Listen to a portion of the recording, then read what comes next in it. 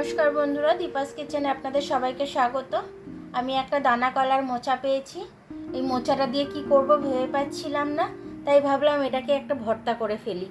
তাই সেটাই আপনাদের সাথে শেয়ার করব। তো চলুন আমি মোচাটাকে ছাড়িয়ে নিই।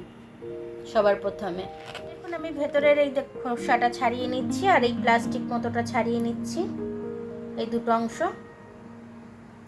ছাড়িয়ে আমি এইগুলো ফেলে দিচ্ছি। এগুলো খেলে পেট ব্যথা করে, আর এগুলো সেদ্ধও হতে চায় না। প্রেসার কুকারে সেদ্ধ দিয়ে দেবো। আমি এটা ধুয়ে নেব। জলটা দিয়ে দিলাম। আমি একটু হলুদ দিয়ে দিলাম, নালে কষ উঠবে।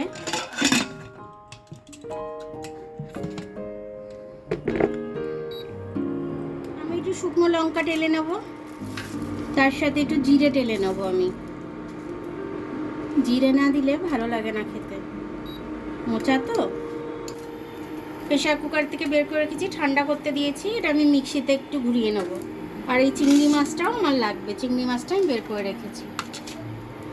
আমার এগুলো ভাজা হয়ে গেছে, জাস্ট টেলে নিয়েছি আমি তেল ছাড়া। এটা আমি মিক্সিতে ঘুরিয়ে নেবো। একটু কড়া একটু তেল দিয়ে দিচ্ছি ফ্রাই প্যানে। চিংড়িটা একটু টেলে নেব।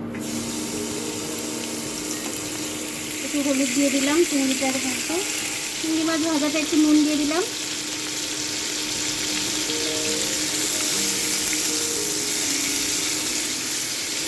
ভালো করে চিংড়ি মাছটা আমি ভেজে নেব, তাহলে ভর্তাটার সাথে খেতে দারুণ লাগবে। একদম খুব সুন্দর জমে যাবে গরম ভাতের সাথে। এটা আমি মিক্সিতে দিয়ে বেটে নেব। আমি লঙ্কার গোটাগুলো ছাড়িয়ে নিচ্ছি, মিক্সির মধ্যে দিয়ে আমি এটাকেও পেস্ট করে নিচ্ছি। পেস্ট করে নিয়েছি। এটা আমি জিরে আর লঙ্কাটা একবারে দিয়ে পেস্টটা করেছি। আমি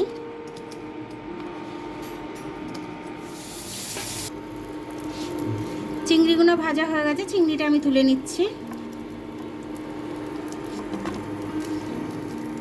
একটু কালো জিরে ফোড়ন দিয়ে দিচ্ছি। আমি কালো জিরেটা আমি একটু ভেজে নেব। আর চিংড়ি মাছটা একটু কুটি কুটি করে নেবো। আমি ছোট ছোট করে নেবো, হাতে করেই। ছোট ছোট করে নিলে মুখে পড়বে যখন, খেতে খুব ভালো লাগবে। এবার এটা আমি দিয়ে দিচ্ছি। কালো জিরেটা আমার ভাজা হয়ে গেছে।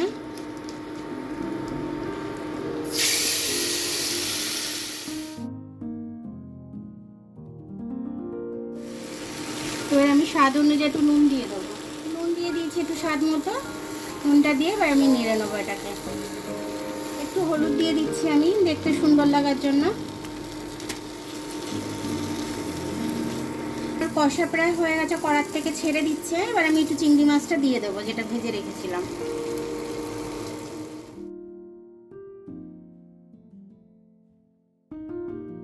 দেখুন আমার ফ্রাই প্যান থেকে একদম ছেড়ে দিচ্ছে, মানে এটা আমার হয়ে গেছে। এবারে আমি এটাকে নামিয়ে নেব। একটু সর্ষের তেল দিয়ে দিচ্ছি, খেতে দারুণ লাগবে। যে কোনো ভর্তা একটু সর্ষের তেল দিয়ে দিলে আর কোনো কথাই না। এক থালা ভাত ভর্তা দিয়েই উঠে যাবে। তো আপনারা যেদিনকেই ভর্তাটা করবেন একটু বেশি করে চাল নিয়ে নেবেন। সেদিনকেই ভর্তা দিয়েই শুধু ভাত খাওয়া যাবে, সবাই ভর্তাটাই খেয়ে নেবে। কেউ আর তরকারি চাইবে না, যেহেতু চিংড়ি মাছটা দেওয়া আছে এর মধ্যে। খেতে দুর্দান্ত হয়েছে মোচার এটা। তো আপনারা এরকম করে খাবেন, খেয়ে আমাকে কমেন্টস করে জানাবেন যে আপনাদের কেমন লাগলো। আর আমার ভিডিওটা দেখার জন্য অনেক অনেক ধন্যবাদ। আমার ভিডিওটা যদি আপনাদের পছন্দ হয়, লাইক, সাবস্ক্রাইব, বেল আইকনটা একটু টিপে দেবেন। আর যদি ফেসবুক থেকে দেখেন, লাইক আর ফলোটা একটু করে দেবেন। আবার কাল দেখা হবে নতুন রেসিপির সাথে। ততক্ষণ আপনারা ভালো থাকবেন, আমি আসছি।